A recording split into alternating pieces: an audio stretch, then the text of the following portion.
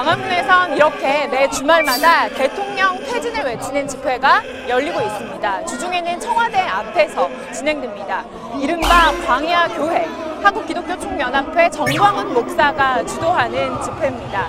쏟아지는 고발과 민원에 경찰은 폭력 집회 주도 혐의 등으로 정광훈 목사에 대한 수사를 진행하는 한편 야간 집회는 금지시켰습니다. 전 목사 측은 공권력의 종교 탄압이다 이렇게 주장하고 있습니다. 과연 정광훈 목사의 집회는 종교 집회가 맞을까요? 따져보겠습니다. 가장 기쁜 시간이 돌아왔습니다. 무슨 시간이냐고요? 헌금하는 시간입니다. 헌금하는 시간. 문재인을 오늘 뒤지 속에다가 가둬서 서울구치소로 보냅시다. 자, 이제 청와대를 돌파할 텐데요. 목숨을 던지겠다고 등록한 사람이 3,000명입니다. 3,000명. 이 광야교회의 대대적인 서막을 알린 지난해 개천절 집회입니다.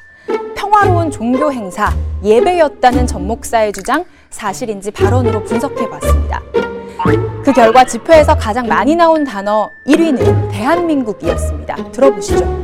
하나님의 음성을 들었습니다. 대한민국 망한다 이렇게 말했습니다. 주사파 세력이 50만이 지금 계속 대한민국을 흔들고 있는데 대한민국의 헌법 안에서 모든 정당을 개편 통합해 주시기를 바랍니다. 애국심과 신앙심이 뒤섞여 있는 발언들처럼 들립니다. 다른 언급은 없었을까요? 다음 순위 바로 보겠습니다.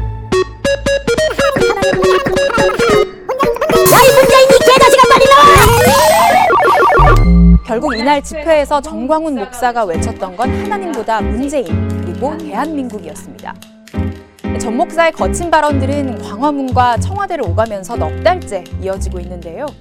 그중 규모가 가장 컸던 집회 5개를 선정해서 전 목사의 발언을 모두 살펴봤더니 흥미로운 사실이 한 가지 있었습니다.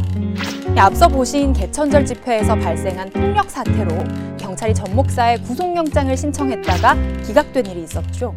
이런 흐름에 따라 전 목사의 발언에도 변화가 발견됐습니다. 이 집회 논란이 커지고 구속영장이 신청됐던 시기 이 대한민국과 문재인이 순위권 밖으로 밀려납니다. 그러다 영장 기각 직후 다시 상위권에 등장합니다. 구속 위기에서 벗어나면서 발언 수위가 다시 높아진 것으로 분석됩니다. 여러분의 기도로 제가 돌아왔습니다. 대한민국의 헌법이 저를 풀어주었습니다. 저 문재인을 초등학교로 다시 돌려보내야 됩니다. 저놈을. 주사파 문재인 이 자식들이 나타나서 대한민국을 공산화시키는 것에 대하여 나는 이런 더러운 세상 보고 오래 살지 않겠다. 순국 결사대로 지원해 주시기 원하시면 두 손 들고 만세! 누구에게나 종교의 자유가 있고 목사에게도 집회 결사의 자유는 있습니다. 그런데 전 목사는 왜 종교 집회라는 주장에 이렇게 매달리는 걸까요? 현행법상 종교, 예술, 오락 집회는 시간이나 장소 제한도 없고 사전 신고도 필요 없습니다. 집시법의 제약에서 좀 더 자유로운 겁니다. 그렇다면 법원은 이런 집회들의 성격을 어떻게 판단하고 있을까요?